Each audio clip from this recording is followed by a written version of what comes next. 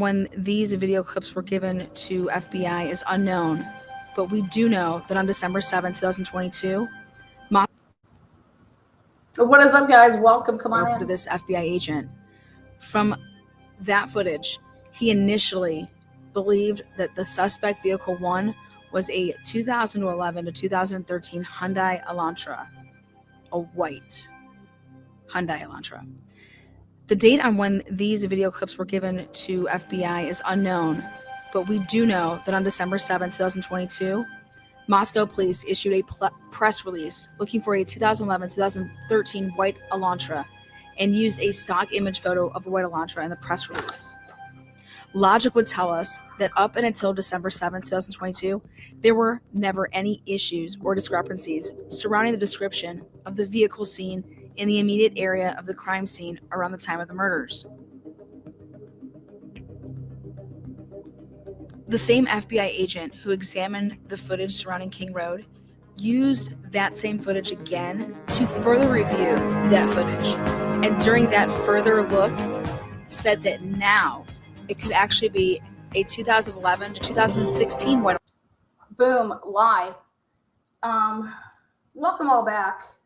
This episode, again, woo! Ready for this one, guys? This is my favorite one because I hate to say I called it, but I called it. Generic tip my ass. I'm so celebrating my birthday. I'm so celebrating my brackets. So come on in. Pour some salt. Again, the dates of all of these reports will be very important in trial, but they are unknown today. Because it is a fact that December 7, 2022 was the date that the public was told by police to help them locate a stock image of the white 2011-2013 Elantra that was seen in the immediate area of the crime scene. And at no point was it ever modified to include 2014, 15, and 16. So let's take a look at a 2011, 12, 13, 14, 15, and 16 Elantra.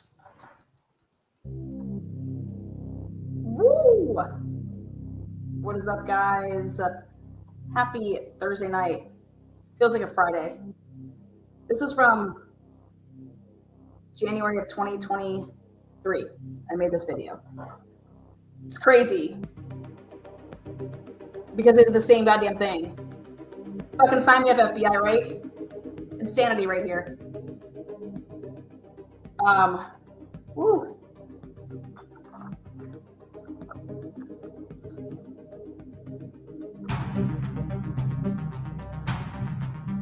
This is wild. All right.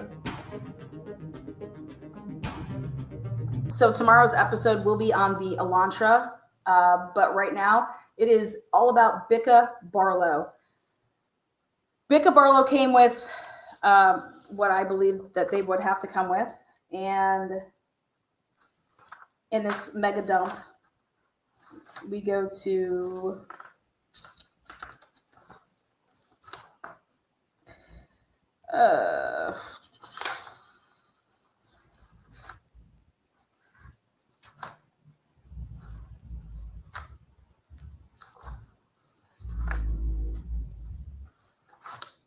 here it is. I'm gonna invite Hector over here. Bicka Barlow. What's up, girl? You better be watching this show, girl, because I got some props to give out. This is how I would have done it if I was a lawyer, which I'm not. But this was wild. Again, if you guys are just joining, I had an earlier episode about an hour ago, and I gave out suspect number 1 for the. They had a couple people, but somebody who they decided to take their DNA and test it against the fingernails of Madison Mogen was none other than Cole Barnenberg. When I found out what Cole Barnenberg does and has done for a living, or, you know, he lived on like one street over from the house. He was about the same age as Bryan, maybe a year younger. He involved with the military and was a culinary specialist with the military. Can't make this shit up. Woo! But yeah, we'll talk about Cole and his talk about that. All right, let's show our attention to Hector. Bicka Barlow. Yeah, like cutting food, like culinary, like like the knife sheet that was there.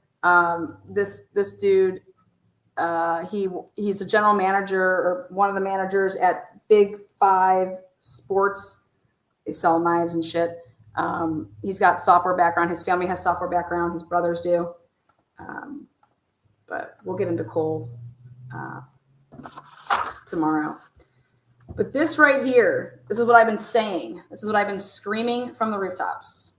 I said, you guys, you cannot just make up, okay? You cannot just make up something as to how you got to Bryan Kohlberger because you're not allowed to, talk about the IgG. Okay, you just cannot make something up. You just cannot do it. And here comes Bicka. Comes now Bryan C. Kohlberger, Bryan through his attorneys of record, and hereby replies to the state's opposition to Mr. Kohlberger's motion in limine to exclude IgG evidence, right? It only required literally a paragraph. A paragraph. All right. You know who I got? You know who's coming on the show tomorrow, right? Speaking of forensic fury over here, Andrea Burkhart will be here tomorrow, and me and Andrea are celebrating our birthdays. But we're talking about the Karen Reed case and how just woo. But so come and join me. Forensic Fur over here. She is one of Andrea's mods. She's awesome. This will be my and Andrea's first ever live together, so I think it'll be good. If I do say so myself. So the state agrees with the outcome of the motion and has agreed to not present any evidence of the IgG process. Look at this. Okay. The state agrees with the outcome of the motion and has agreed to not present any evidence of the IgG process. In its papers, the state says that it can present evidence of a quote-unquote generic tip without revealing the source or substance of the tip. This is what I said! I said the source of the substance. I said, God, they're going to have to, woo-wee. This is wild. Okay. I died when I read this. Mr. Kohlberger welcomes this argument and asks the state to identify the specific witness who will testify and the testimony that will be given. Since this testimony will be sanitized for presentation to the jury to avoid the IgG process, it must also not falsely suggest that there were any other evidence or tip that led to the state, to Mr. Kohlberger. I said, oh my God, this is verbatim what I said. I said, does the state realize? Then, let me just tell you, I'm going to call what they're going to say. I'm going to call this now. So please, Bicka, if you're listening out there, homie, you gave me a birthday gift. You dropped all these docs. Love it. So I have a gift for you. If you go and look at the exhibits, or not the exhibit, but the doc dropped by the state that says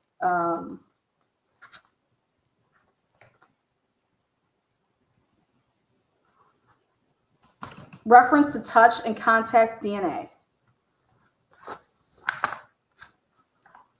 Okay.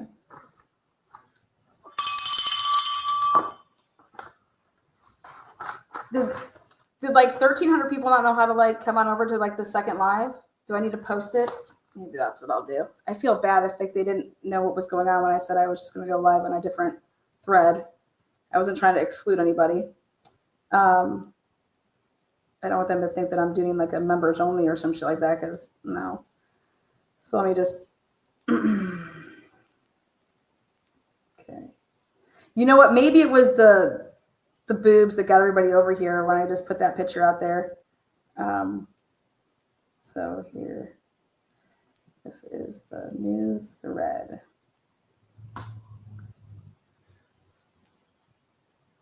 Okay. Now check this out.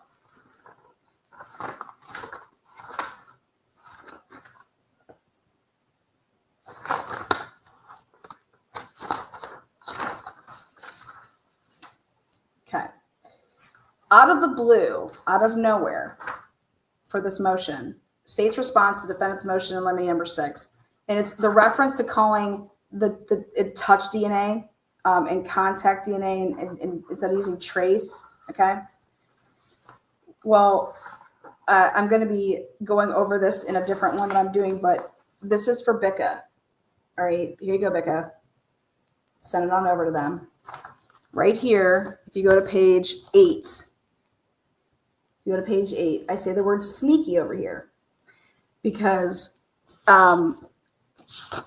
Nolan is supposed to be used, she's going to be like a rebuttal, and she's going to be rebutting the fact that Bryan Kohberger's team is saying that this sheath, basically, like they're going to be going the route that this was, that this sheath got his DNA was from a secondary transfer. So go to page 7 here, and oopsie, it's not 7. Well, it's the start of 7. So C. Ms. Nolan's opinions are proper rebuttal expert testimony. The expert testimony disclosed by Ms. Nolan constitutes proper rebuttal testimony.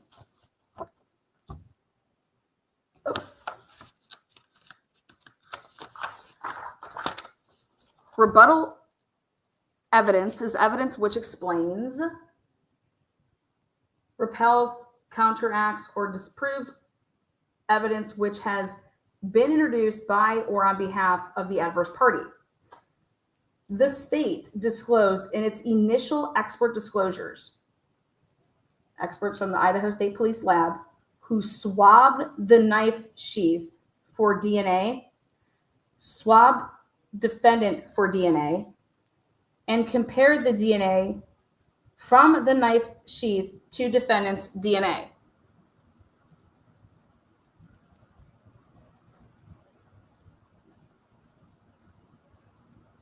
The only way that I believe that they're going to try to do this is when I was reading this, I had something flash in my head and I was like, wait a second, are they going to try to get this tip in by using one of the lab personnel? And I was like, I mean, I don't really think that they can do that, but you know what? I just wanted to throw this out there. Only because maybe Bicka knows if there's a way that they can do this. But I thought that was really interesting to even mention that because it has nothing to do with what the document was about. To sit here and talk about this, because if you remember Payne on the stand, he said, I had no idea. The FBI never said that they matched or that like Bryan Kohberger's DNA was from the sheath. Okay. Remember that testimony? So I thought this was interesting to say out of the blue here, just want to let us know that the state disclosed in its initial expert disclosures, experts from the Idaho State Police Lab who swabbed the knife sheath for DNA, swabbed defendant for DNA. So you're going to sit here and tell me that they didn't, when was Bryan Kohberger swabbed? Because wasn't he swabbed in Pennsylvania? Did they wait till the 5th then? So on January 5th, they sent lab personnel to swab him and compared the DNA from the knife sheath to defendant's DNA. And I would argue that it says like, you don't know, we don't definitely know where that's from because we're not trusting the chain. That's what I would be saying. But anyways, that's going to go over the heads of a lot of people. But there you go. Bicka, I just thought that was so out of place, and I had to bring it to your guys' attention. Talking about these lab people. So now back to what Bicka basically said here. This is just glorious. You guys, without IgG, you cannot. Do you understand how you're not going to be able to introduce Bryan Kohberger through means of how did you get to him? And this is why this has been the argument from this channel since day one, but for the whole suppression hearing, however they develop probable cause, it's laughable because without IgG, there is you don't get to him. Okay, there is no anonymous tip. There is none of that. None of that exists, and that's what Bicka Barlow is saying, is that there is nothing. So the state says, hey, we don't need. We're not going to use that. We never wanted the IgG in to begin with. We just need to be able to use. We just have to be able to tell the jury that we got this generic tip. And I said, wait a second. This is different than any other case. For example, guys,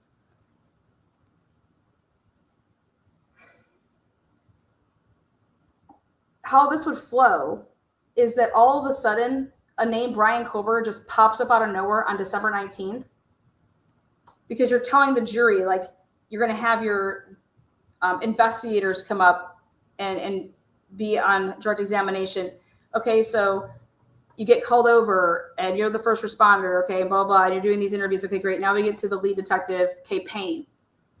All right, Payne, what was your role in this, investigation? And he goes through all the things that he was doing, right? Okay, so then when did Bryan Kohberger come on the map? Because you started to exclude people, and you're going to be testifying as to why you were excluding these people. Okay, you're excluding these people because they're not matching something, right? You were able to obtain DNA from the crime scene, right? Okay, and you put this DNA in CODIS. What DNA? What items? Well, there was blood there. There was a sheath there. Okay. So what did you do? Well, they collected the items. Then we take it to the lab, and then they're the ones that do the testing. And so the lab then informed us that, hey, and then he's just going to read off the stuff that came back, which is you got the fingernails of Maddie.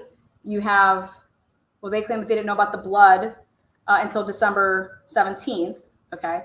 So then before that, you're like, okay, well, we got no hit in CODIS for DNA that was at the crime scene that was on the sheath. So what'd you do? We employed IgG. You can't say that. Okay, so we have to back up. Okay. While we were investigating this case, we were also, we took evidence. They took evidence from the crime scene, and they were testing it. While they were doing that, we're doing our police, work. We're knocking down doors, getting surveillance cameras from all over. Okay. And then we're looking at the surveillance cameras. We're interviewing the witnesses, the surviving roommates, and they're saying, we're looking at their phones, right? And at this time, now I know why Payne only said, hey, we used their phones, we used the surviving roommates, their phones, surveillance cameras to get all these search warrants. Because that's the truth. But what did it produce? What would that truly have produced?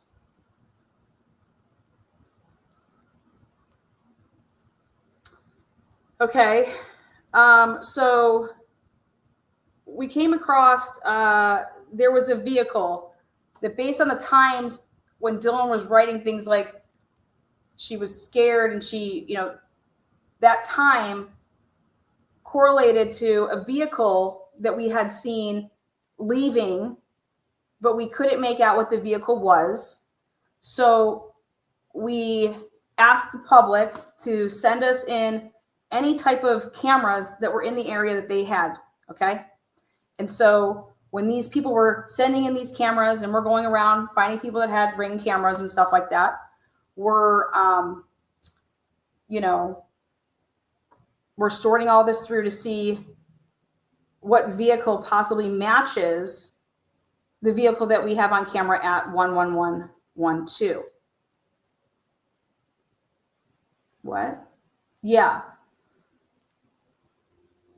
Because we went through this camera and we noticed that there was a vehicle that kept coming around and circling, beginning around 3:30.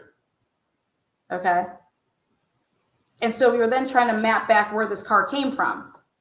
So we needed people's cameras around the area. So we went around the area because we were trying to see who this person was. And then we asked, let's see. Oh, then we also we served a search warrant subpoena for the cell tower dumps to see what, we put like a geofence up to see what cell phones were in the area. 3,800 AT&T. 3,800. Wait, what? Yeah.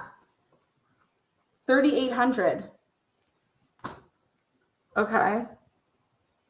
Wow, okay. Was Bryan Kohberger's on that? No. So you didn't get to him that way? No. Okay, so then, well,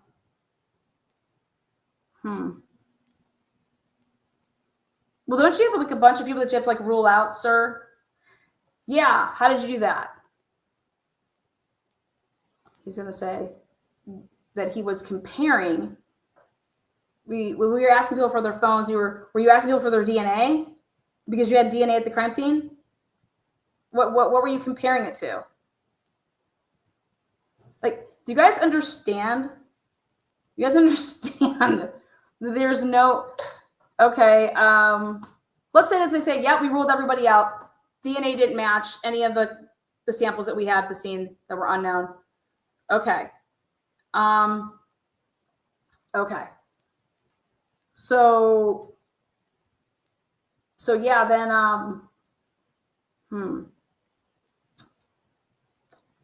well, we put a be on the lookout out for everybody, to the community, and we wanted everybody to send us, we thought it was like a 2011, 2013 Honda Elantra, and so we were asking for people to send those in. Like, anybody that they knew had one, if you see one, send it in. And so then we started going through all those tips, and none of them led to Bryan Kohberger, right? Yeah, no. None of them led to Bryan, right? Okay.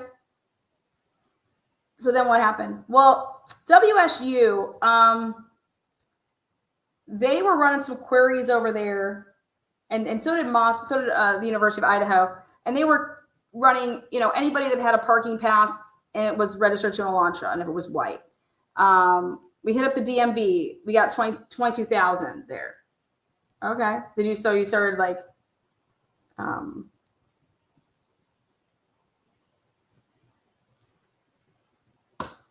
you understand where this is headed?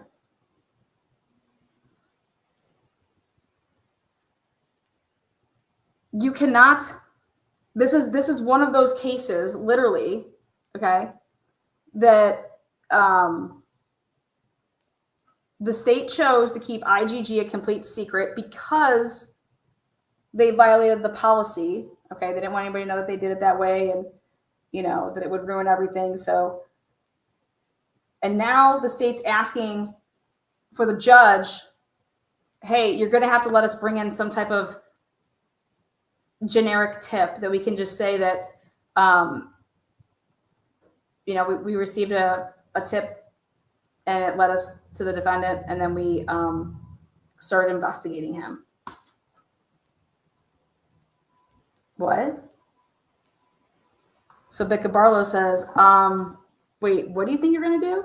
Lana said, wait, what do you think you're going to do? You think that you're going to do what? Ready right here. Mr. Kober welcomes this argument and asks the state to identify the specific witness. Who is the specific witness who will testify and the testimony that will be given? Who is this? Because remember, exactly, generic tip with no nexus, exactly.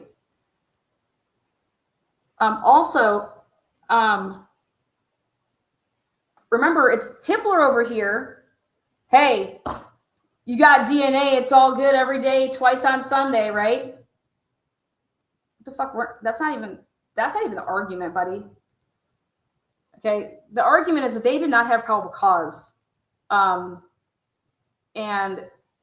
it's going to be evident when they try to tell the jury, the state tries to tell the jury how they got to Bryan Kober without mentioning IGG, because it would be a lie.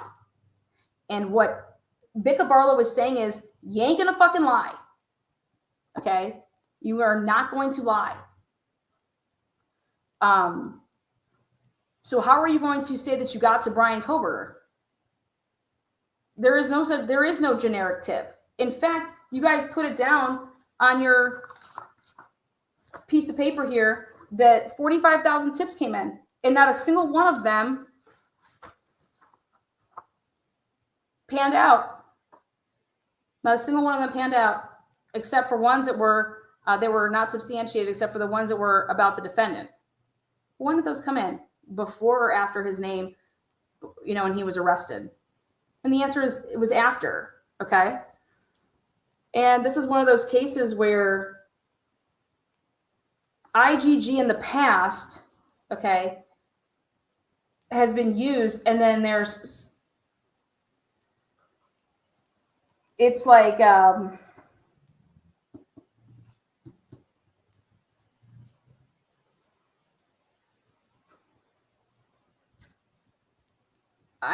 personally think the best analogy is the John Benet Ramsey case.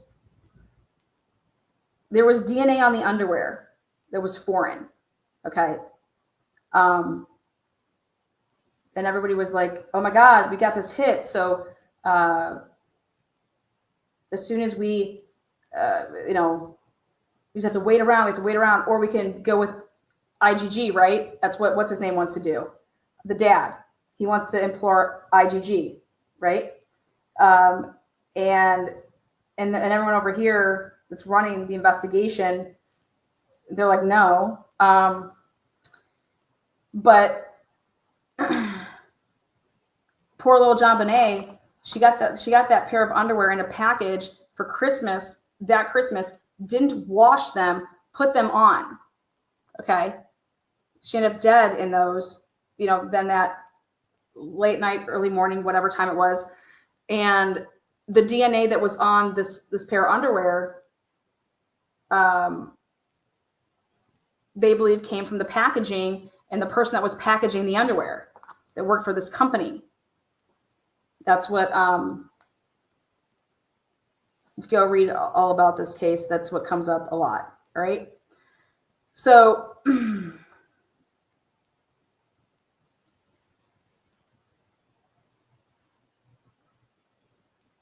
there's a reason that they haven't employed IGG in the John Benet Ramsey case.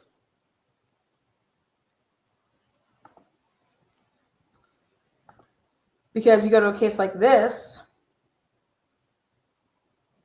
and literally, it's the only thing.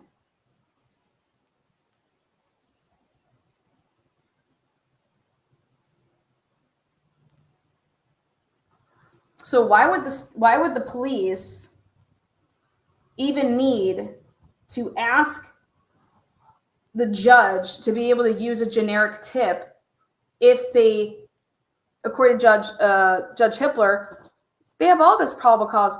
They got to him partially from WSU. That's what Judge Hippler says on the record, and I laughed my fucking ass off. I said, who is this guy? What is he talking about? Bryan Kober was not got from anything to do with WSU Oh, you must have been reading the probable cause. We all thought that.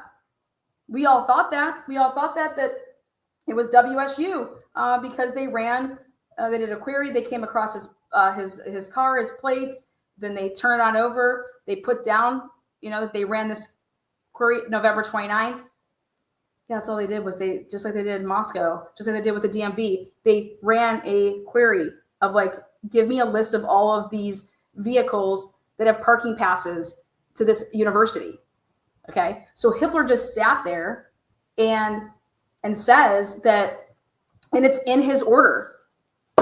It's in his order.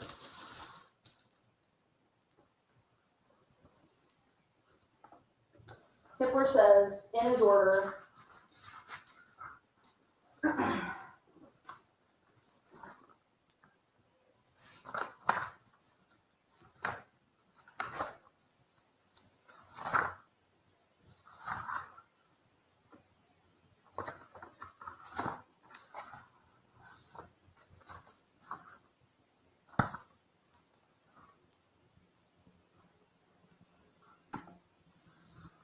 okay, look.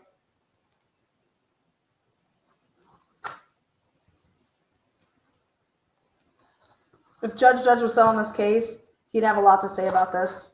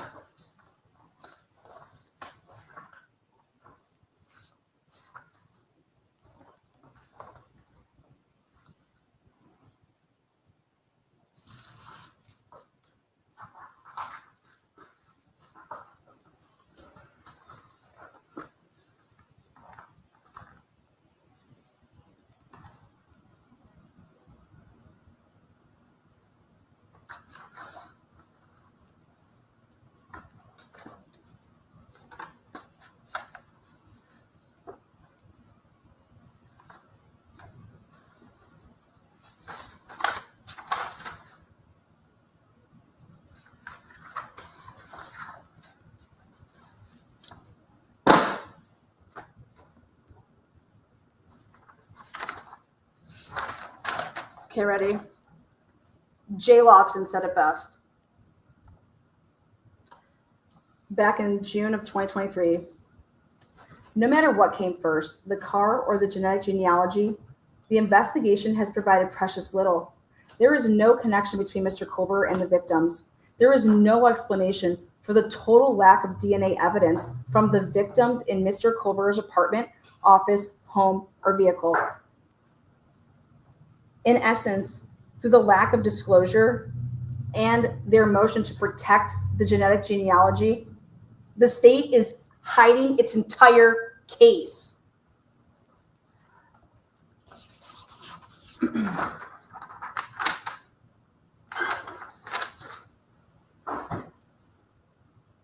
Back in June of 2023, it was no secret to the defense that they said that the sheath was placed button side down and partially under Miss Mogan.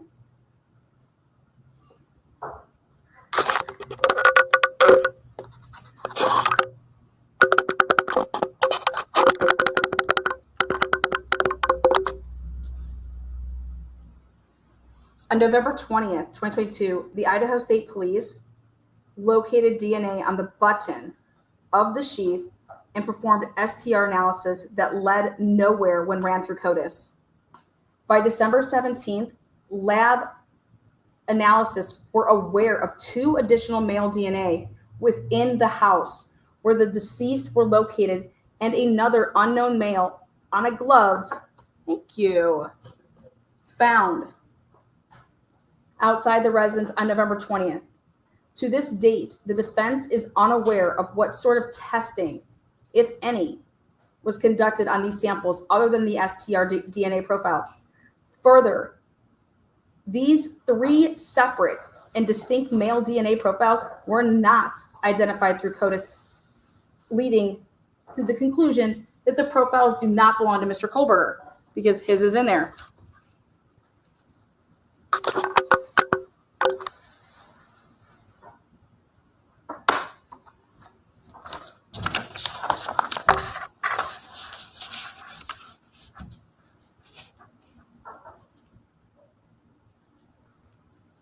While this was ongoing, police were investigating many various possible suspects.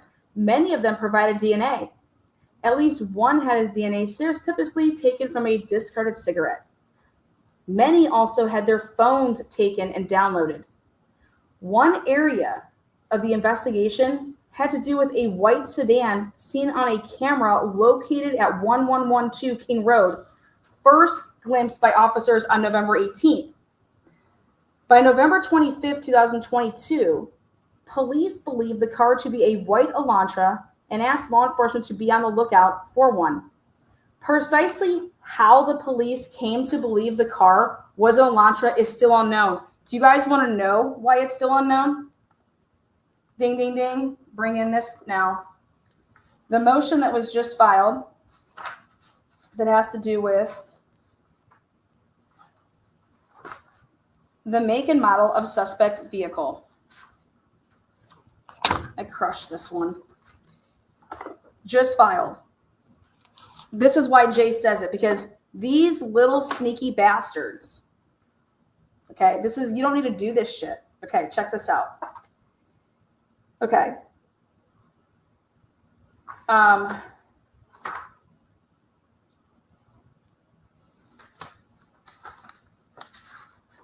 This is the report that was filed by the FBI in connection with this case, with this vehicle.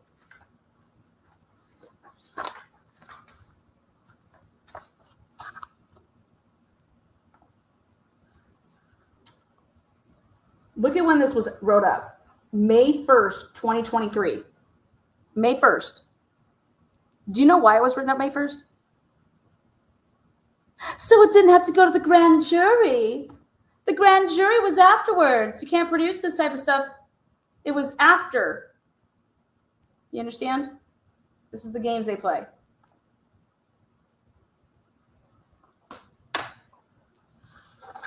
That's the day that it was written. This has no dates of when they did anything, except when they were given stuff. Through the course of this investigation, investigators performed an extensive canvass of Moscow, Idaho, and the surrounding areas to include Pullman, Washington. They don't give a date when they went and got those videos. This is still no date. Surveillance videos, which may have been relevant to the investigation. The surveillance, which was collected, that leads me to believe that they missed it, was reviewed by Special Agent Hill in conjunction with other investigative leads in an attempt to identify and locate a suspect and or suspect vehicle. Through this surveillance review and a review of other investigative leads, a suspect vehicle identified as a 2011-2016 white Hyundai Elantra. Now this is where it's great. Right here, ready? This is what Jay Lawson was saying. He's like, how they came to determine that the car that we all see that has a bright light and it's just like, you can't even see what type of car it is right there on 1112 on that camera. And then it's leaving at the fast rate, so you can't see it when it's leaving. For you to say what that vehicle was, okay, you don't know what it was. Nobody could know what that vehicle was. That's all they had. That's all they had. Now, how I was able to narrow this all down to show that they are lying sacks of shit, and the reason that Ann Taylor asked about the 700 block, I'm about to show y'all. So back then in June, Jay is saying how you came to determine that 1112's camera showed you that was a white Honda Elantra. Right here. Precisely how the police came to believe the car wasn't an Elantra is still unknown. A report from an analyst for the FBI dated March 21st, 2023 shows the analyst heavily relied on a video of a car heading in the wrong direction and at the wrong time on Ridge Road. Okay. So check this out now. Now, this is how they worded this report. I cannot get over that this is even allowed. No dates are in here.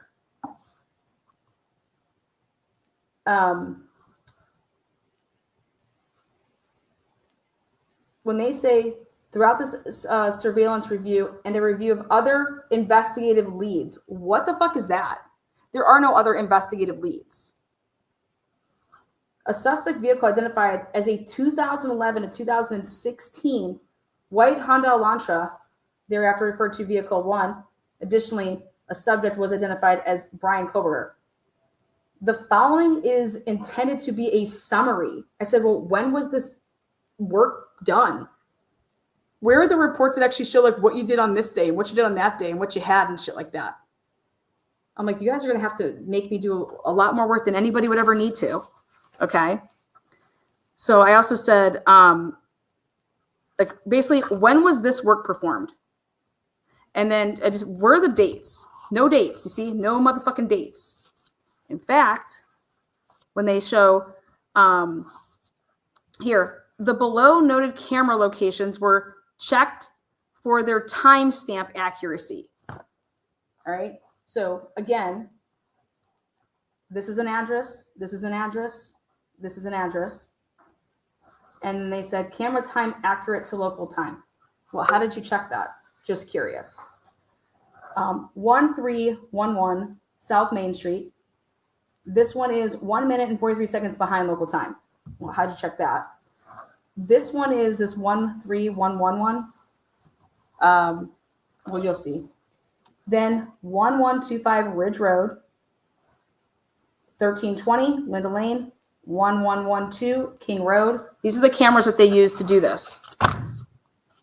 133 Linda Lane. That's the one that's the parking the dumpster. A 451 Paradise Drive.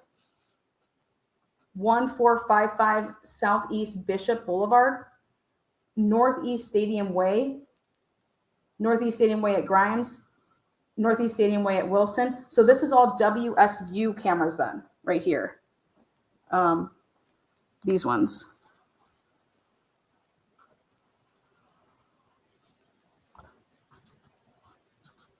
Like, when did you get these? Who gave these to you? Because Bryan's name was after the 30-day mark, so I'm just curious as to that those would still even be available. Then they talk about Clarkson, whatever. So here.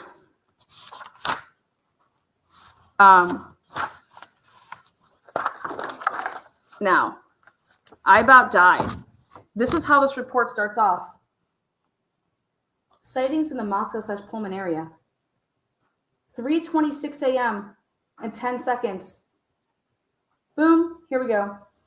The first sighting we have, 787 Indian. Wait a second.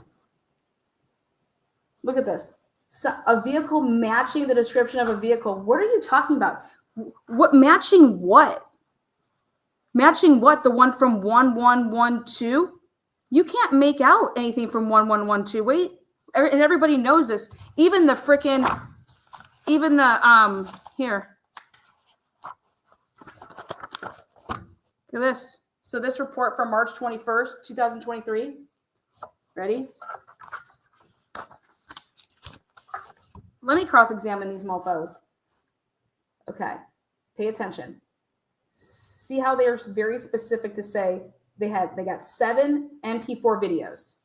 Okay. And they're very specific, and they got those on 11/21. They got 5 MP4 videos and 2 WMV videos. That was on 11/19. Then 1 AVI video. Now, see why this is starred and highlighted? Multiple images and videos. See how this was talked about what they got? Multiple images and videos depicting questioned vehicle received electronically on 11/23/2022. Excuse me, what? Well, why this all matters that they have like these dates is then I had to like put them all. I deciphered their bullshit. Okay, because then I had to come here and okay, so the submitted videos on November 19th and November 21st were reviewed to determine the questioned vehicle's make and model. This would be from 1112. Okay, no doubt about it. Due to insufficient image detail and obscured views produced by the blooming of the video's headlight, see, it's describing this, the make, model, and year could not be determined. Do you understand what that means? That means that they do not have any idea what that vehicle is.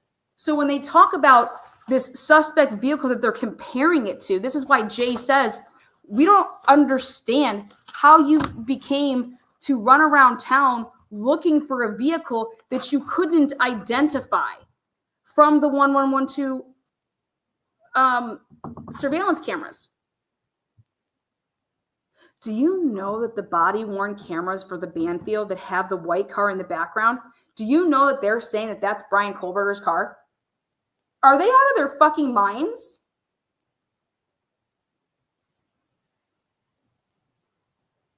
Everybody and their mother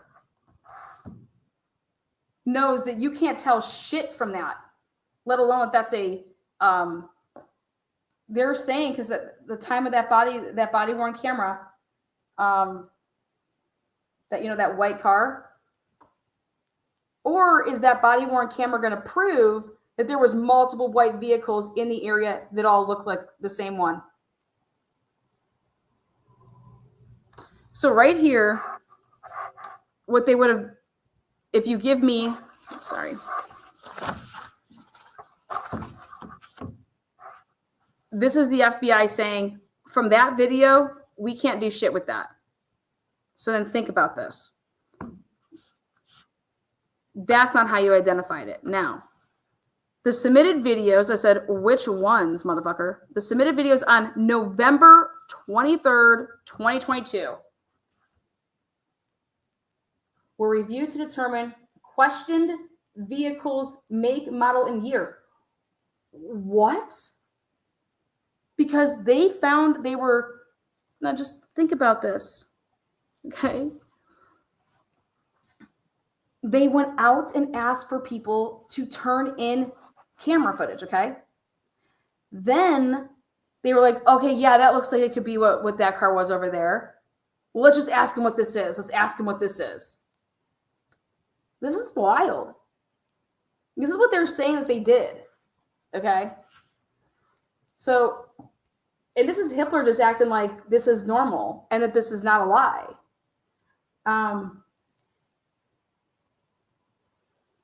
The submitted video, okay. The questioned vehicle shares similar class characteristics with a fifth generation Hyundai Elantra between 2011 and 2013. And that's when I said, okay, what camera is this? Because this is your 2011 to 2013. Whichever one of these cameras that was given on this day. So then I was like, okay, well, let's see which ones those are. So then I come back over here. And I'm like, okay, Lena, which ones are they? Not that one. Not that one. Not that one. Oh, would you fucking believe it? It's this one. The one that has the multiple images and videos with no, hey, we got 5 MP4s, we got this. No, it's this generic fucking bullshit one. Of course it would be. Okay. This one. Multiple images and videos depicting questioned vehicle received electronically. And so I'm just like, okay, what camera is this from? It doesn't say.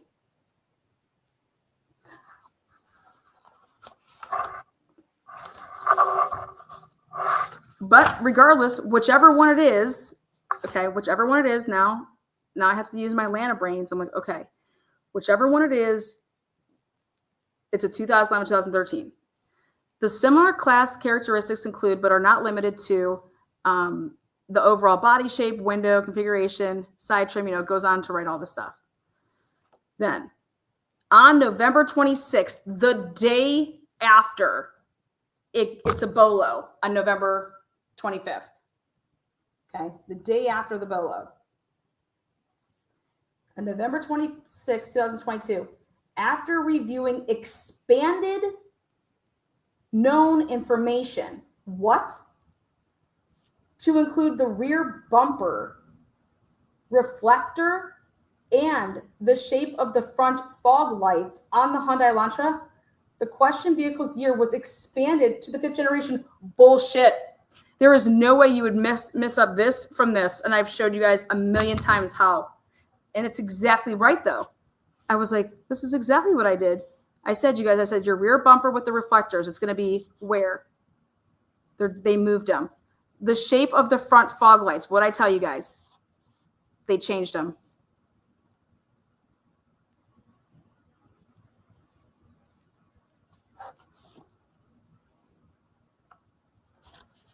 What a bunch of geniuses the first go around, though, right?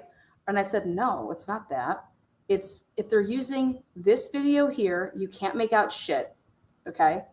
So on this video, whatever was submitted here, they came up with a 2011, 2013 on that day. Then a miraculous in 3 days,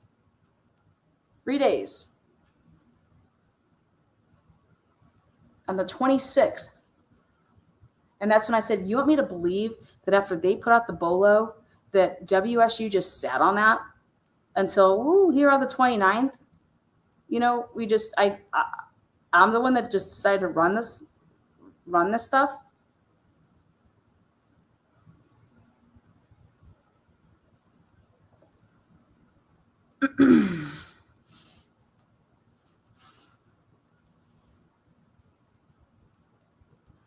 The submitted video received on December 7th. Now, which one do we think this one is? Well, I believe it is the one that Bryan and then Nancy Grace talked about. Okay? So that's your AW one. 1301 Main. I think that's the address. That was reviewed to determine the questioned vehicle's make, model, and year. Now, if Mark is in chat, Mark will know what I went and did with that. I timed all of it to see where the car could be at certain times because I said, wow, that car would have to be, I said, that's interesting based on where it was, because why don't we have any other camera footage of it coming back into the area, because it turned down 8 and went to the left, like Troy and stuff. Well, guess who used to live on Troy? Oh, what's his name's brother? Oh, Cole's brother? Yeah. Fucking A, get out of here. Yeah.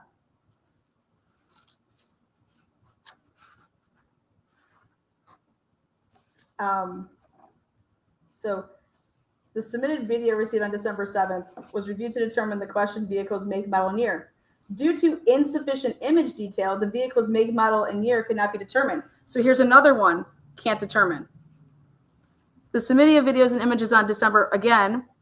Oh, wait. So you're going to tell me then on December 20th, the day after Bryan Kohlberger's name surfaces, the submitted videos and images on December 20th, 2022 were reviewed to determine the questioned vehicle's make, model, and year. The questioned vehicle, they're similar with a 5th generation, and I believe this is going to be the WSU ones, and I believe that it's going to be interesting, though, that, let's see, Honda launched between 2014 and 16. See? The FBI had all of this. The FBI already did all this. Okay? And the FBI hid it all. The similar class characteristics included but are not limited to the overall body size.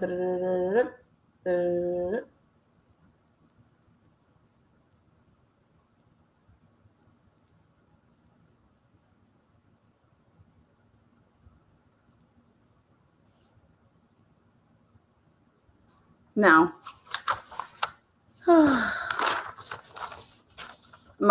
make, model chart 3. Okay.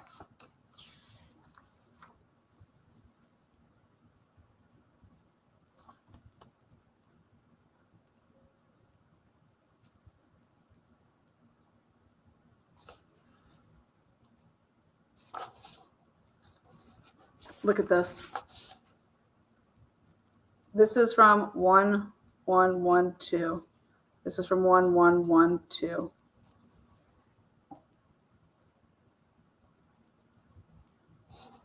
You can't see anything in this. This is all you can see in this.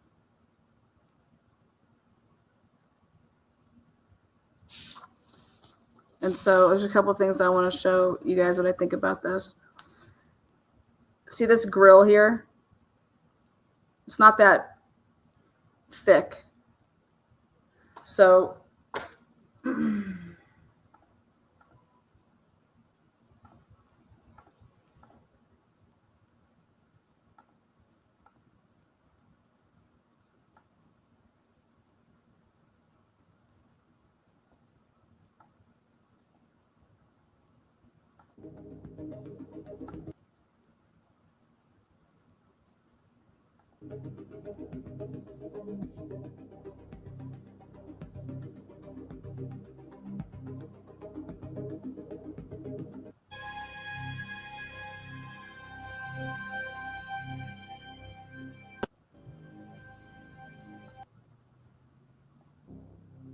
right there. Okay, 2016. You see that grill? That's the hatchback. But when I click here, you can see even on, okay, hold on. 2000 and,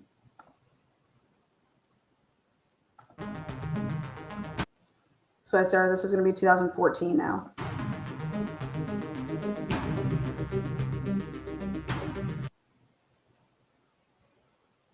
And his is 2015.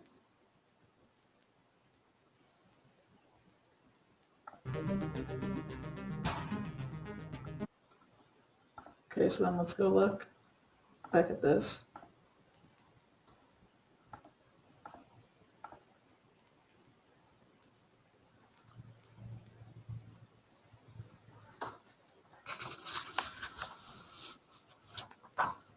You can't make out shit.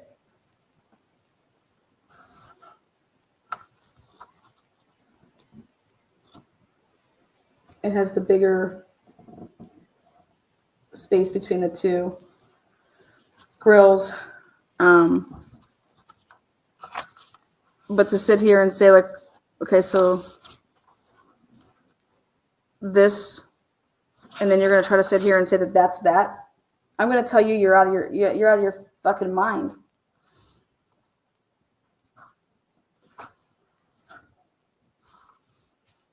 See in the middle there, it separates the two. Okay.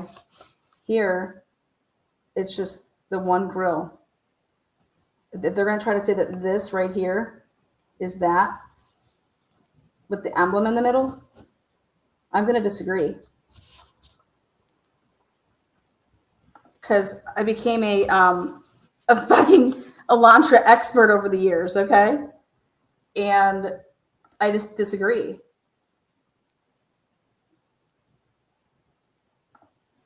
I disagree because they're right here.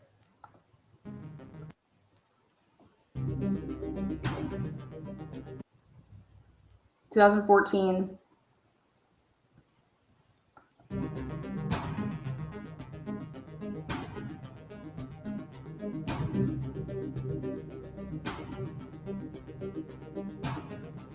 (2015)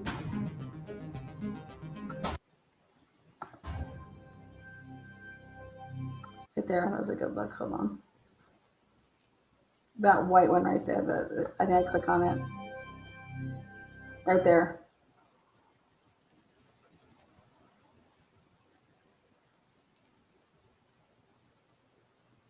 That's his car. Minus the sunroof.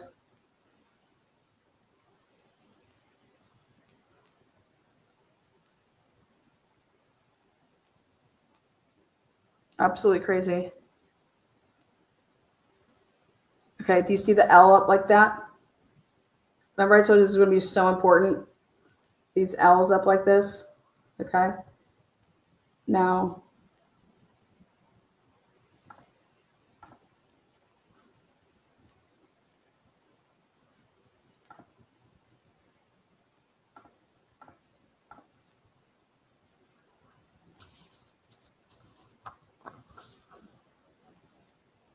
Get the fuck out of here. No way. This is what you're deciding that off of? If this is what you're deciding off of, there's no way that matches the same. It has the L opposite written out. They said it was a Generation 5.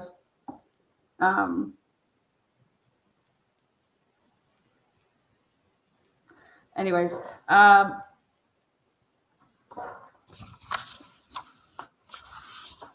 but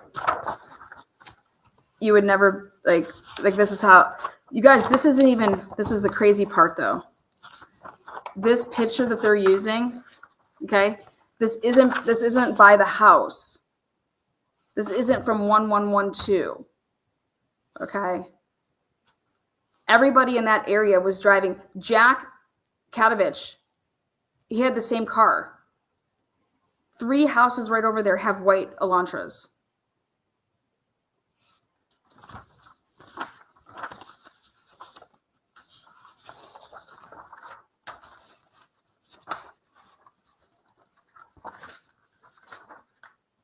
Going back to what Jay originally said in June. A report from an analysis from the FBI dated March 21st, 2023 shows the analysis heavily relying on a video of a car heading in the wrong direction and at the wrong time on Ridge Road. Remember what Hitler said? Hitler said, that didn't happen. They weren't doing that. They weren't relying on that. Where do you see that? Hitler, what do you think this shit is? What do you think this is from, motherfucker? This is Ridge Road, bitch. And then here the state just throws it in your face and says, ha ha, after the suppression hearing. Yeah, it's really what we used. Ha ha. This is going to be in appeals for years. Years.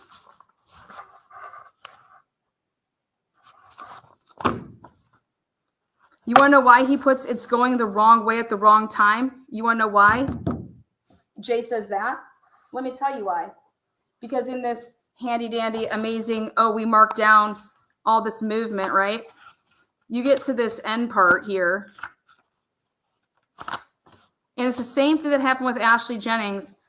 Here it is. I would love to know what timestamp that's at.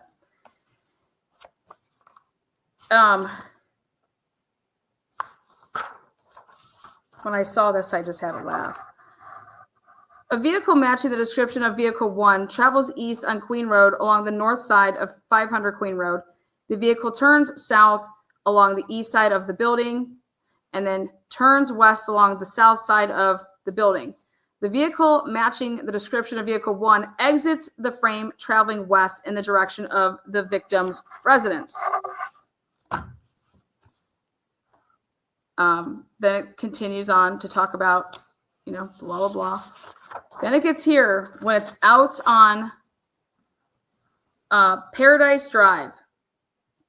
A vehicle, so when it would have been like leaving to go away, they are saying that this vehicle, a vehicle matching the description of Vehicle 1, turns east onto Paradise Drive from Ridge Road.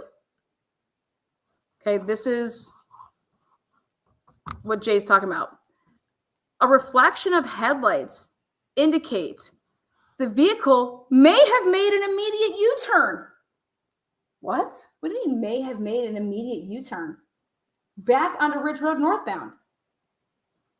Wait, okay. So wait, back, if it's making a U-turn, was it coming from like here?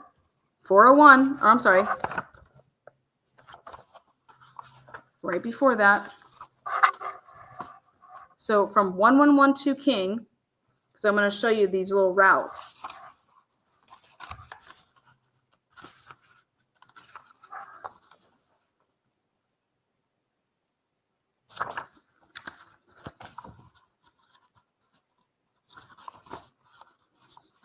These little loops. Okay. So over here is the A and W. Okay, that A and W one. They're using that. That's the time coming from A and W over there. and that's when it's on Taylor. Okay, think about your body cam and shit like that. That turns left and then it's up. Comes and like it does like it like turns like around. It doesn't like just kind of turns around and then leaves back out.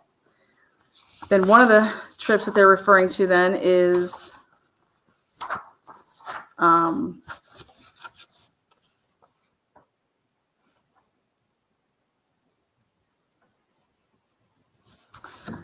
right here, this street right here, Lauder. Okay, that's Cole's street. So let me, right there. Okay, so where this vehicle starts, or they just pick up, is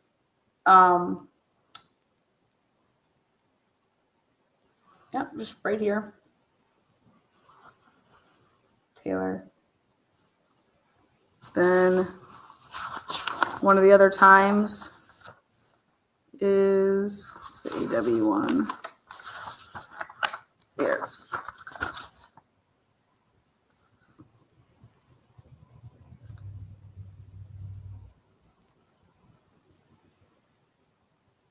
This one doesn't even make any sense. I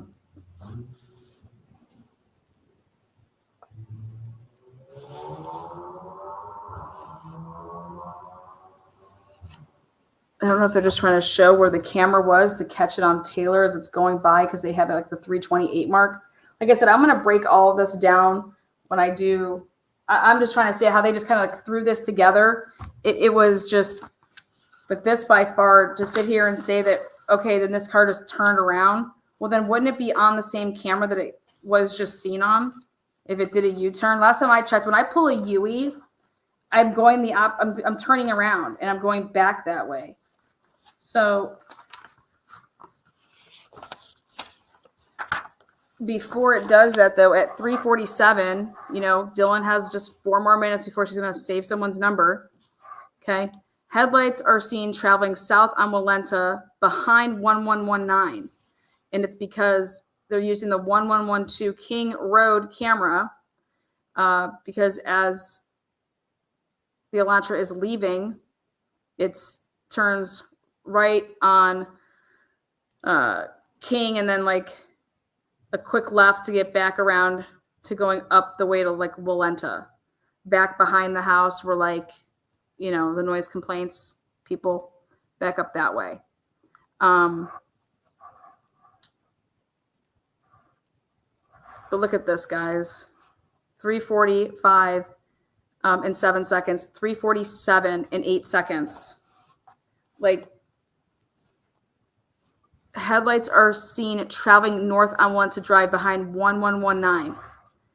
Headlights are seen traveling south on Walenta Drive behind 1119 King Road.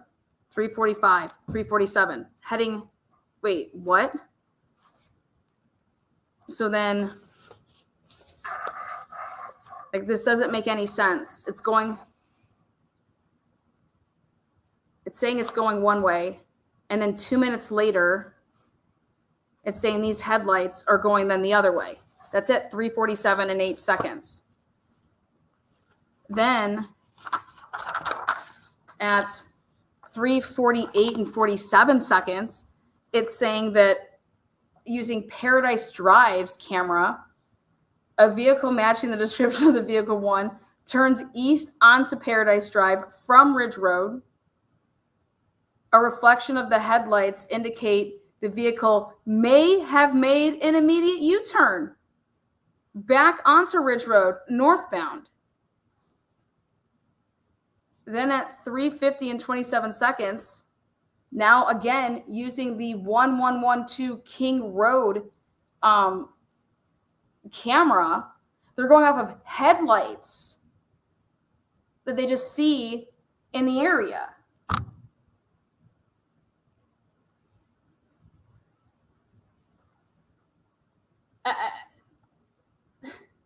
And they're saying that, okay,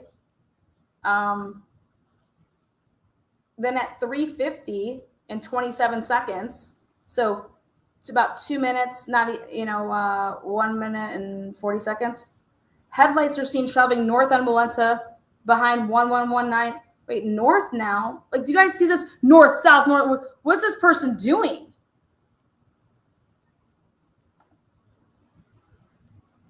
You guys, it's like somebody was dropped off and they are waiting. Because if you go back to my time at 3:33, when I showed you, I was like, wow, the car is actually back over there for 2 minutes when it's never done that before, when it's making like these loops or whatever. It looks like somebody like got out of the car or something. All right. So here, what they're going to be saying is somebody is literally on this road, Walenta, back behind here. Like, this is Walenta. Okay. This is the King Road house right here. Oopsies. King Road house is here. This is Walenta to leave up out of there. And you go like right here is where like the Ridge Road, and you come like this way then. And like down like around there and come back around like that. But they said this person's basically just going up and down this road. Like, what? And that all of these headlights belong, and I'm over here thinking then we got nobody over here like catching any of this with Ring camera.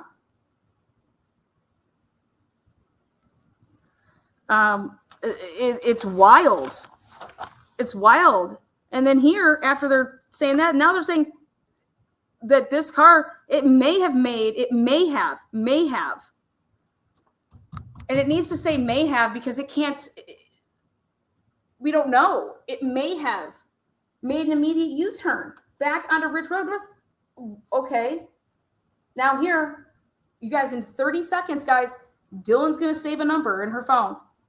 Now, headlights are seen traveling north on Malenta Drive behind 1119. Okay. Then 3:51 and 26 seconds, Dylan had just saved a contact. 1112, this is from the same camera. That summary. Headlights are seen traveling south on Malenta. Dude, they're picking this person up. Who was having a booty call with Dylan? Who went over there, got dropped off, had sex with Dylan, okay, and then was picked back up?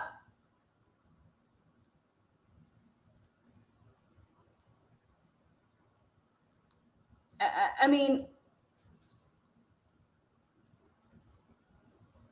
then do you guys understand that the person is on Walenta? What they are saying is that they're just on Walenta going like this in this little tiny area.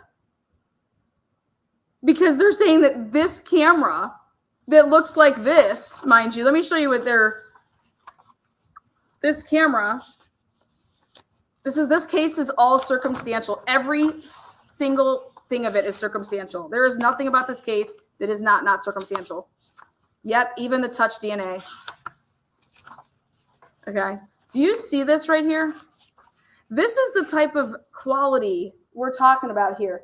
Hey, those are some lights. Hey, those are some lights over there.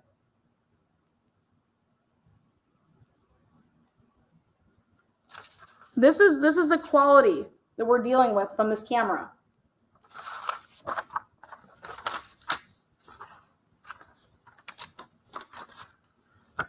Then 1112 King. Now, okay, oh wait, I have to talk to you guys about something now. 345. Remember the 345? Nancy Grace speeding at a high rate. Who would be up speeding at a high rate? Who would be up speeding? I'll tell you who, okay? Well, that car, in order for it to be, you see this right here? You see this at 3:45 and 7 seconds? Headlights are seen traveling north on Malenta Drive behind 1119 King Road. So if we go to Nancy Grace's, here, you guys want to see her? Look. So I'll go and show you this. Let's go to, oh God.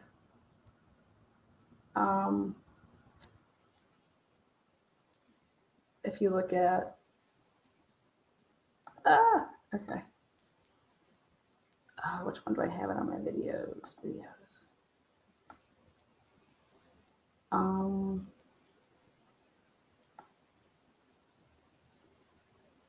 Damn. Okay.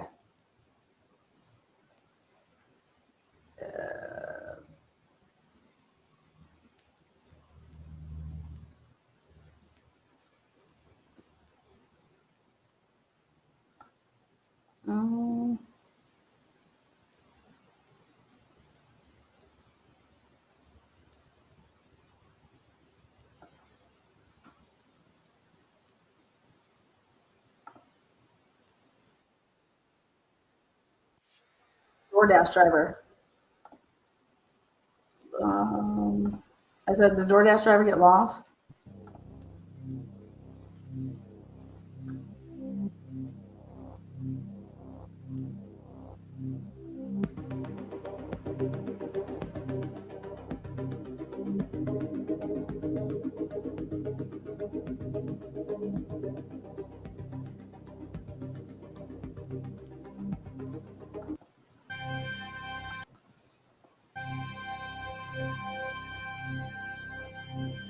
All right, so back in the day when you were to type in, if you were to type in this address, this is how it would have given you directions. When you would come to the house here, it tells you to turn right and to go like up that little hill there like that, and it tells you to go in like that.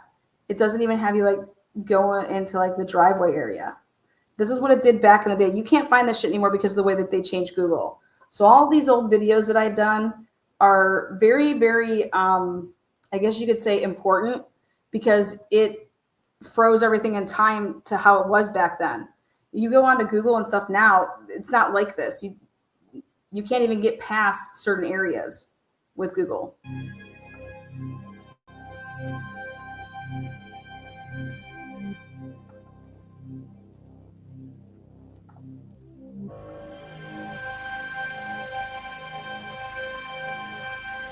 So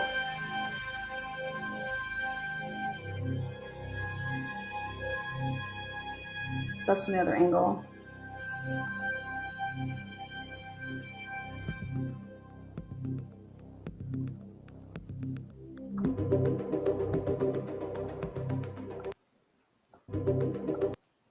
So vehicle 1 can be seen entering the area a fourth time at approximately 4:04. It can be seen driving eastbound on Queen Road. Queen, which one is it? Stopping and turning around in front of 500 Queen, road number 52. And then driving back westbound on King Road.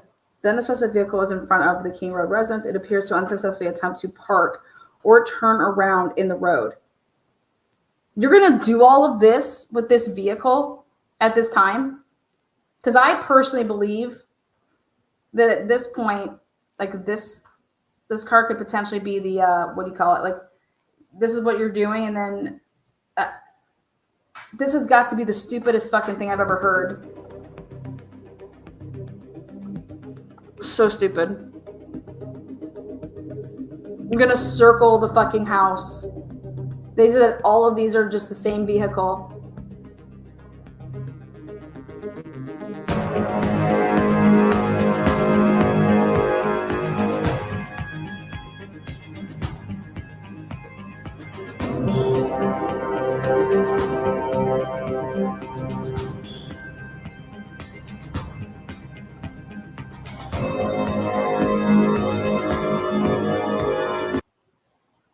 Okay, so then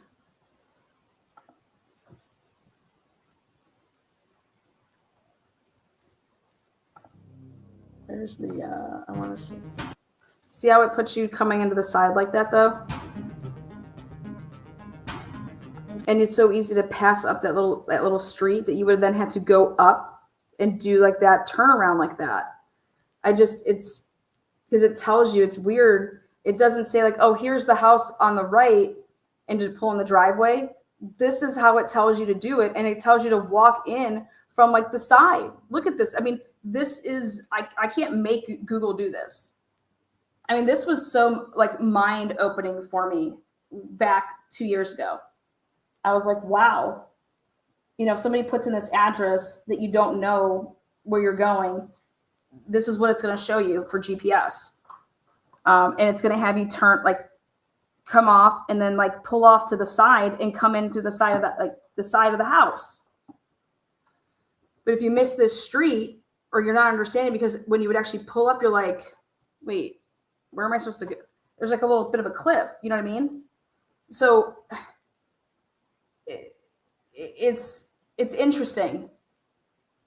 But they're saying that all of these headlights all belong to this car, even the ones that are back on Malenta.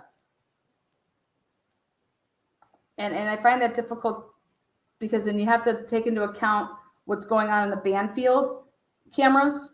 When I say that, the body cameras, and you have the white vehicle on that camera, and then you have Nancy Grace talking about the AW vehicle that was turned in.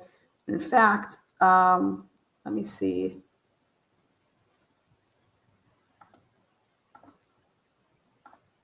If I go to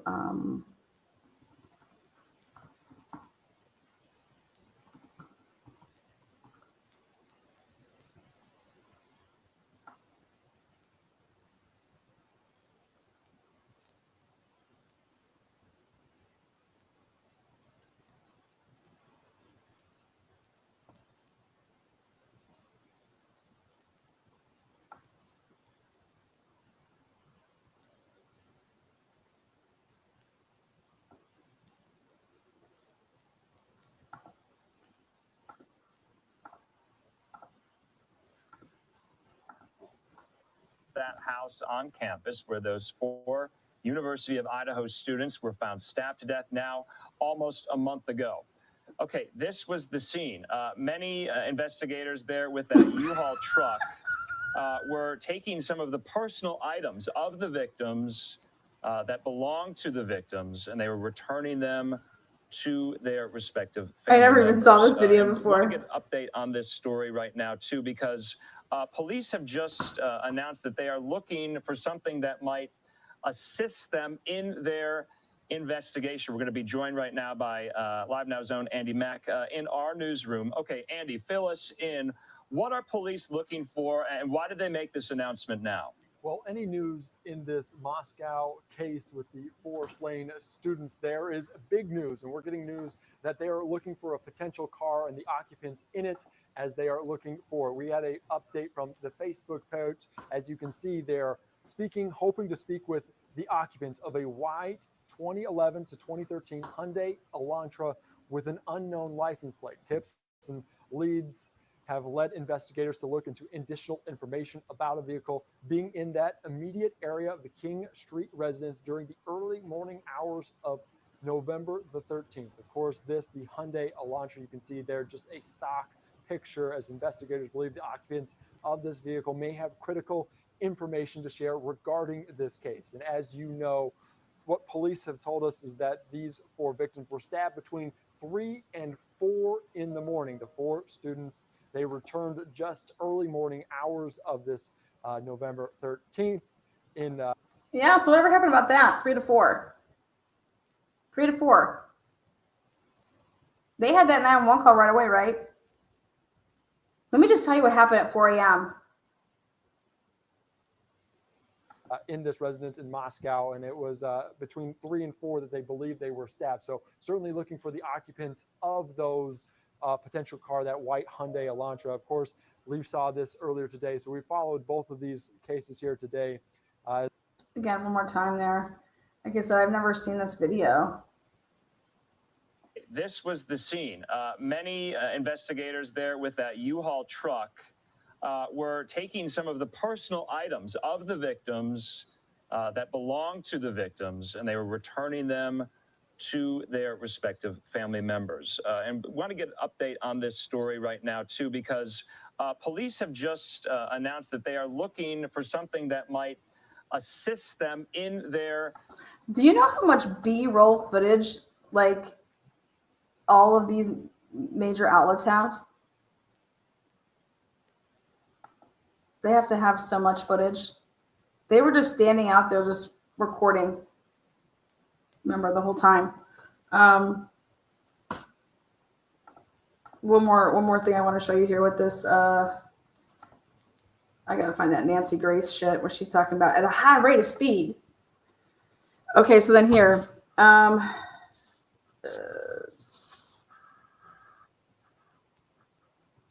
Look at another one. Vehicle. Headlights. Turn on to east. A reflection of the headlights indicate the vehicle may have made an immediate U-turn back onto Ridge Road.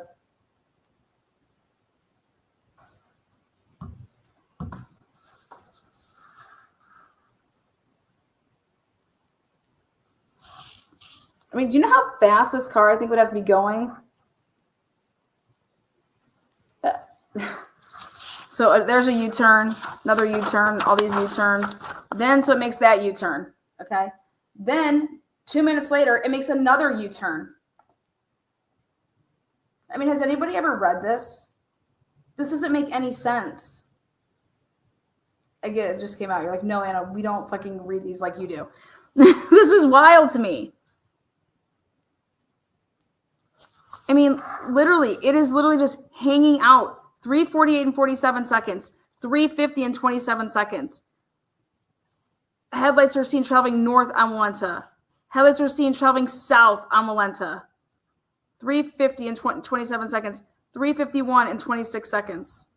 1 minute.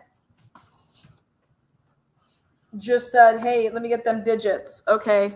Then headlights are seen traveling now south behind 3:52. How could it keep going south, south, south? Wouldn't it have to then go back north to go back south here? How is it south and south? I mean, what the fuck is going on?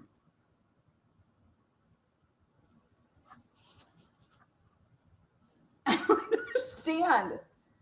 You guys, 3:50. So okay, now we got look like a 3 minute gap here. So here it was headlights are seen traveling north on Walenta Drive behind 1119. Okay. Now here, 3 minutes later, a vehicle matching the description of vehicle 1. Oh, headlights are traveling. This is a vehicle matching the description. A vehicle matching the description. Headlights. This is just somebody else. So this is random. Headlights are seen traveling south. Random. Headlights are seen traveling south. Random. Wait, is this for real? Headlights are seen traveling. Wait, what? Come on. They can't assign. Look at they can't assign. They can't assign the whole a vehicle matching the description of the vehicle 1 travels south on King Road and turns east onto Queen Road. So here we have to just say the headlights because we don't know which ones those are. So this could be anybody, okay? But now here, 3:56 a.m. So my point about this, though, then, is that from 3:56 from 3:53, it does not take 3 minutes. It's like 20 seconds to get from here to here. Do you guys see this? I can't wait till I create a what they're saying that's going on with this shit. This isn't accurate at all. This is so fucking Dr. Moore's case. It's this loop-de-loop, okay? Doesn't matter what cars are doing if the time of the crime isn't the time of the crime. I'll tell you that right now.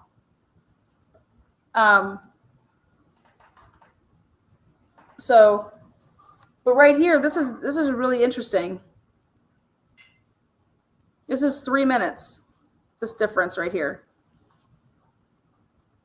And according to Ashley Jennings, this is a 20-second trip. So what was going on, Ashley? Did this car just pull off at the side of the road and just sit there and say, come on, did you fuck her yet? Let's go. Get your pants on. Put your belt on. Get her number later. I mean, what's going on here?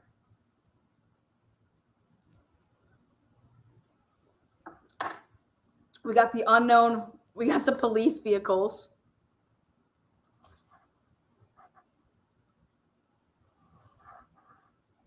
So this one, hey, says a vehicle, it's coming in.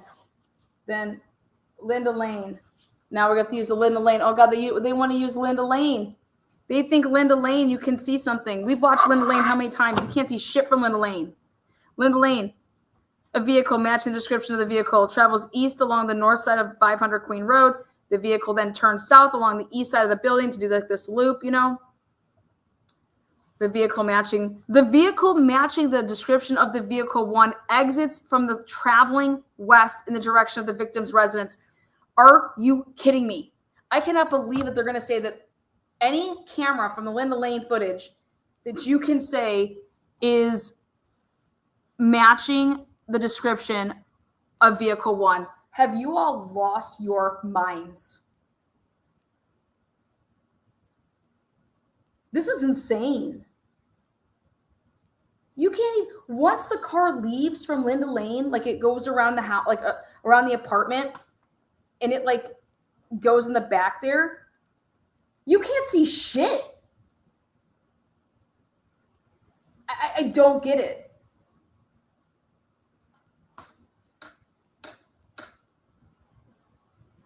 I don't get it. You can say that there's a vehicle there. Hell yeah, there's a vehicle that does that.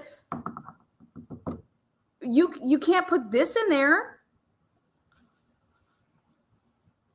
You can say, oh, well, it happens 10 seconds after we see, you know, this.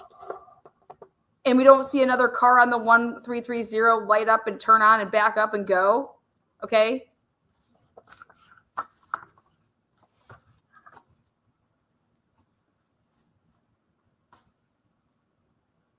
Lady Di, woo! Thank you so much. 10 memberships. That reminds me, WB, happy birthday. Thank you so much.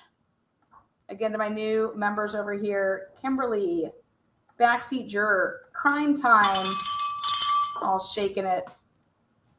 Dana, love me some Lana Time. Yep. I'm just getting warmed up with these docs. This is crazy. Yuri's math teacher, what is good? 5 to the transparency memberships. Jules, woo, welcome. $10, thank you so much, super sticker. Lady Di, since people don't know how to use the thumbs up, I'll just give.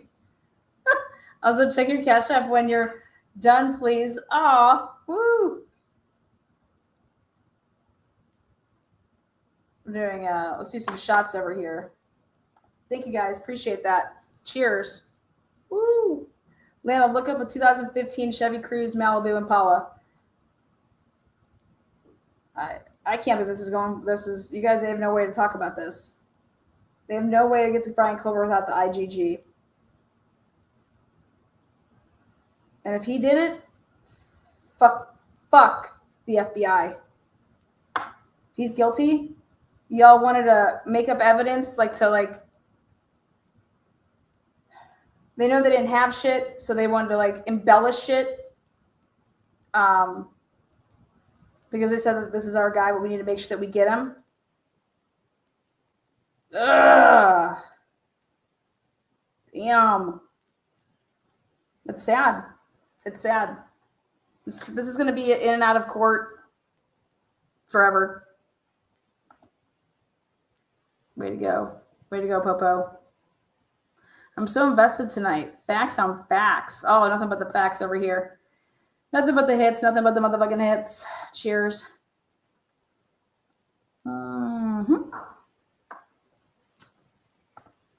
So, let's see what else they have here.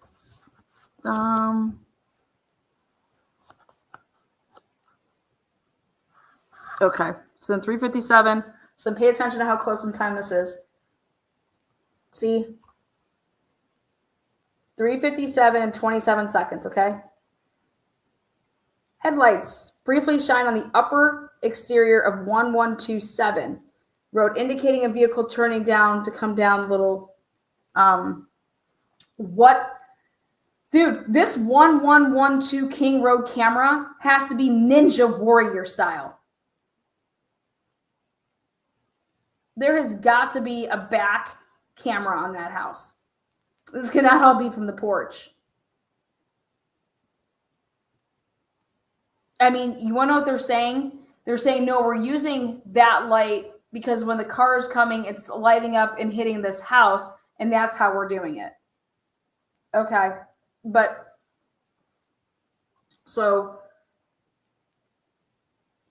again, pay attention. That means the car was back there for a minute.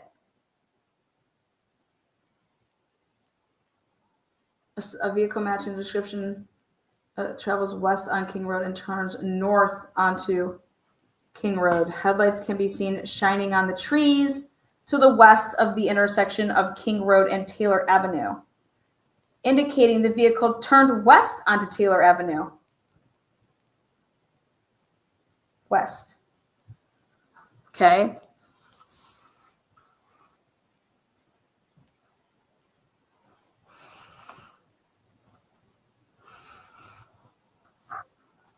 Then, how many seconds? Headlights are seen traveling south on Malenta Drive. So that means like leaving, like going like away. Headlights are seen traveling north on Malenta Drive behind 11.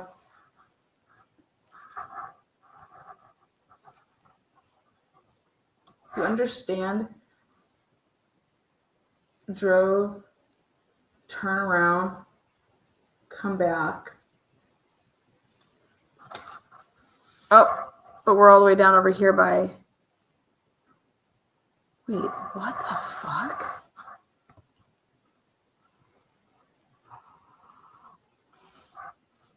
Headlights are seen traveling north, would be coming back to the house.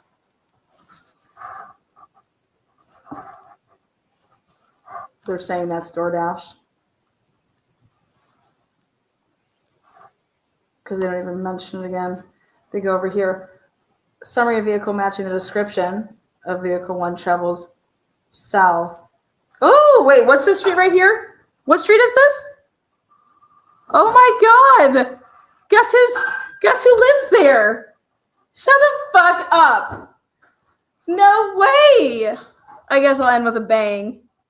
This is Cole Street. Cole, you live on this street, buddy. Cole, this is your street. Shut up. That's accurate. It's Cole Street. Cole lives on Louder. Oh, God.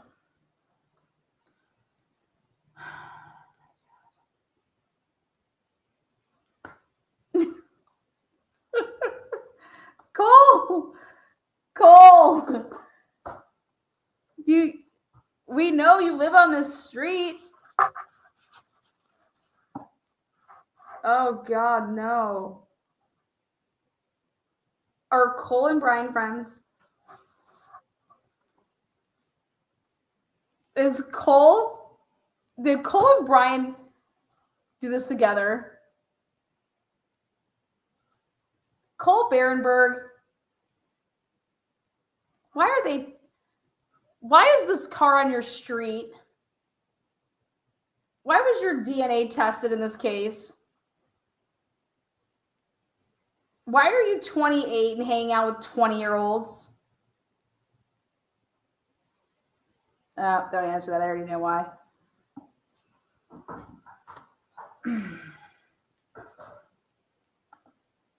You know that Cole was in the marketing. He's a marketing major. Do you know what Maddie was? A marketing major. Do you guys know that? It's a nexus right there. Happy birthday, Lana! Happy birthday, Lana!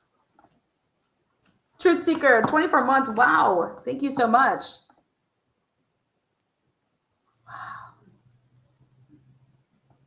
What's up, Twizzle? Did I miss yours? Oh, that's Twizzle Sticks. You guys, what is going on here? Okay, so the suspect vehicle is over here down on Lauder. Okay, what's it doing? What happens next? Tell me. Okay, Lana, what happens next is, according to the FBI,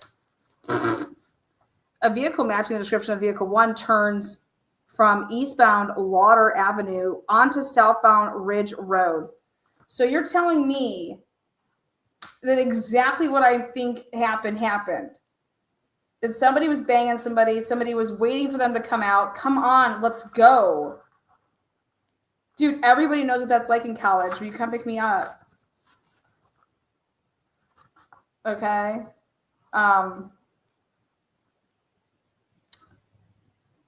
So 4:01 and 30 seconds. Now 4:01 and 43 seconds. So he was only on Lauder for 13 seconds.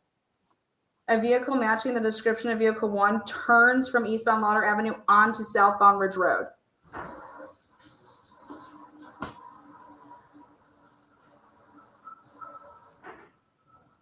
Oh, then we're back down here. Look at this. 3 minutes. And this is where Jay's like, what are you doing? We have a car all the way over here, and now you're just going to make it up and say that, hey, that car is now becoming this car because poof, 1112 King Road, here we come. Headlights are seen traveling north on Walenta Drive behind 1119 King Road.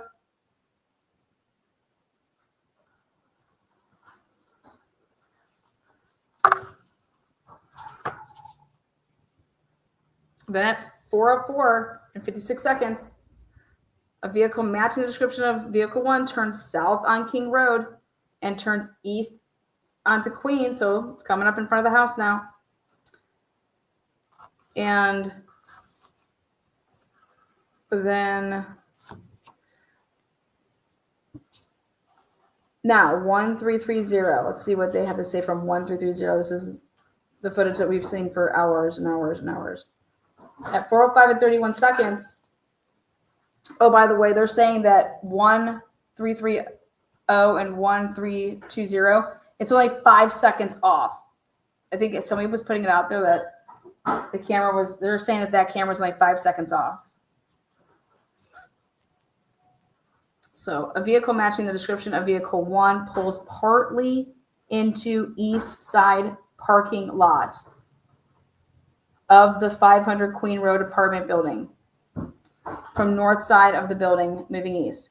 The vehicle matching the description of vehicle 1 then completes a 3-point turn. Now, something that's totally different that before this car wasn't doing that. It was just looping, right? Now this car, okay, is somebody seeming like they're like all the other ones, there's no 3-point turn. Okay. So this would be different than all the other ones. This one is somebody that's making a 3-point turn. And to go back down.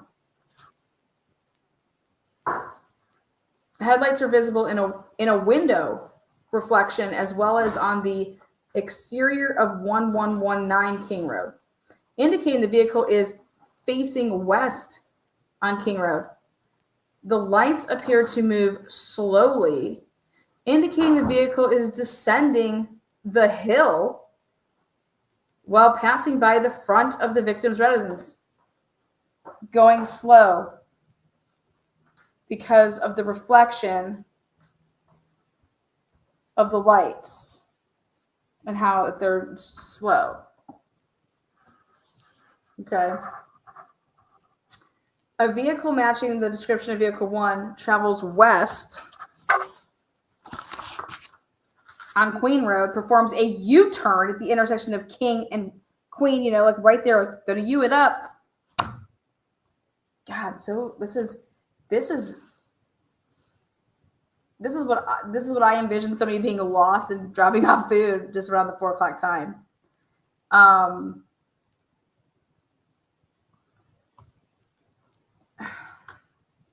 Okay, what does it say it does here on this?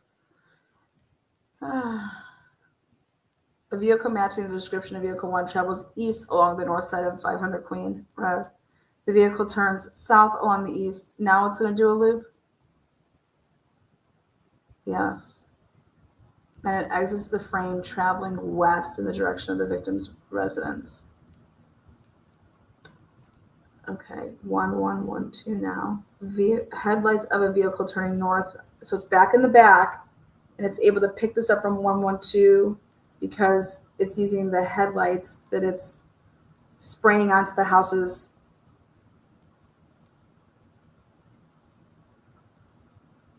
There is no subsequent vehicle activity captured for approximately 13 minutes after these headlights are seen.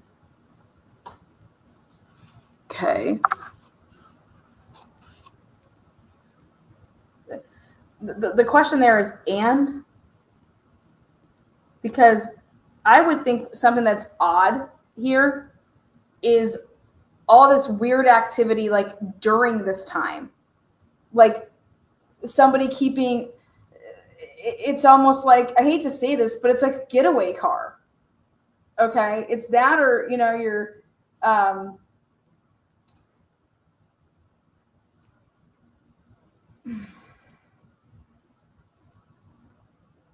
but then here, it's like, did this person get tired of driving around and just, you know, did anybody leave? Then a spot opened up so I could like pop my car. But no, they say no. That this person then got out of their vehicle, right? They don't really say that, but then they just say here at 4:20 and 47 seconds. So then let's go to the text messages, right?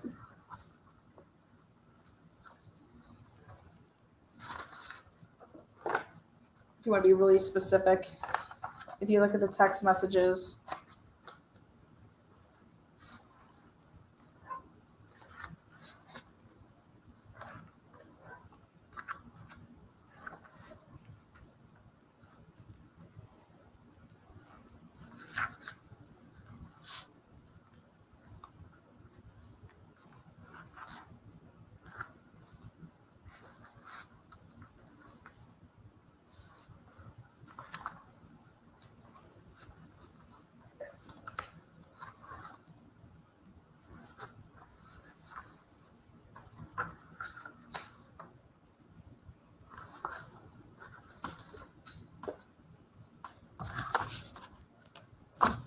it's gotta be, where's it at?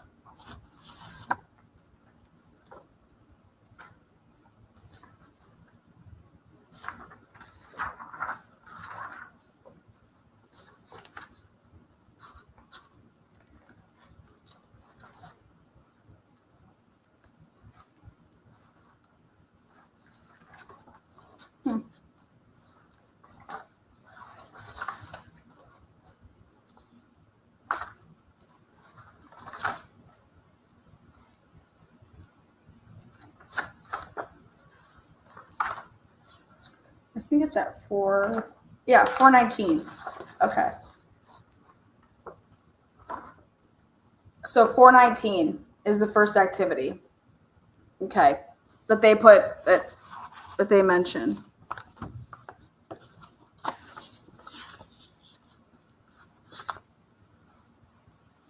So what are the odds that at 419, when basically this person would have been like, you know, they're going off of this car 4:20 and 47 seconds. How do we know that they didn't get in the vehicle?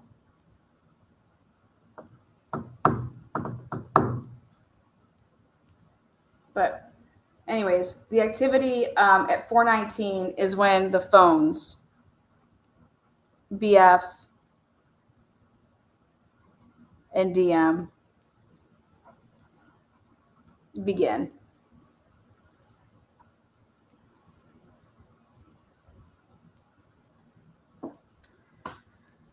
That's where I'm going to leave this. I went way past. I only wanted to go for an hour, so I got to go. I have lots to say about so tomorrow, those of you guys that are following this case, I want to just highlight the stuff so I could put it together for you guys to sit here and just read the docs. I do that, but this was about, hey, you guys have to see something. Bicka Barlow saying, you're never going to be able to explain to the jury how you got to Bryan Kohberger, and we're not going to allow you to lie. So we're going to oral argue it, and we're going to say in court, I guarantee you they're going to say, Your Honor, they have a probable cause affidavit. That's how they got all this stuff, right? They can use, like, you said it. They got to Bryan Kohberger off of WSU, right? He said it in, like, that it is no doubt that the Moscow Police Department and the feds and everybody that worked in this case got to Bryan in part due to WSU's work. I about fell out of my fucking chair. Get the fuck out of here. That is not true at all. At the fuck all. At all. The DNA is how they got to Bryan. Okay. Period. I got a question for you. How did the state know to go and ask for a search warrant from March 20th to March 30th of 2022 for the purchase of a knife on Amazon? How would they know that? How would they know that? Oh, that's right. Because the feds already did it. That's right, Lana. Fuck out of here. Crazy. And for the record, no, wait to hear about the Amazon clicks, because we're going to be talking about that tomorrow. It is way different than searches like on Google and shit like that. And the state had put it in, and they're waiting to find out about this AI generated shit and how clicks really do work. But let me ask you this question. If Bryan Kohberger had this knife, he used this knife, and he was looking for a replacement, why didn't he get one? I would have got one. Why wouldn't you have ever gotten a replacement? Why wouldn't you have ever gotten a replacement? Why would you ever think that they would ever get your, if you're going to go and buy an Amazon knife and then use it to commit a crime, right? I mean, who the fuck does that? That's just stupidity.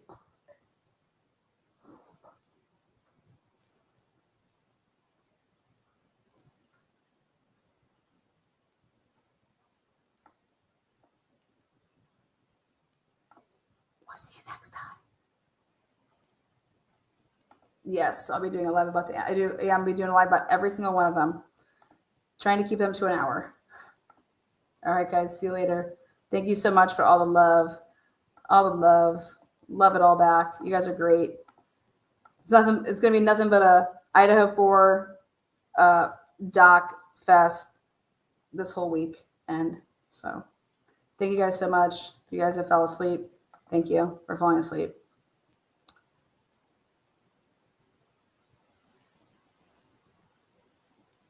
All right, guys, peace out. Thank you, moderators.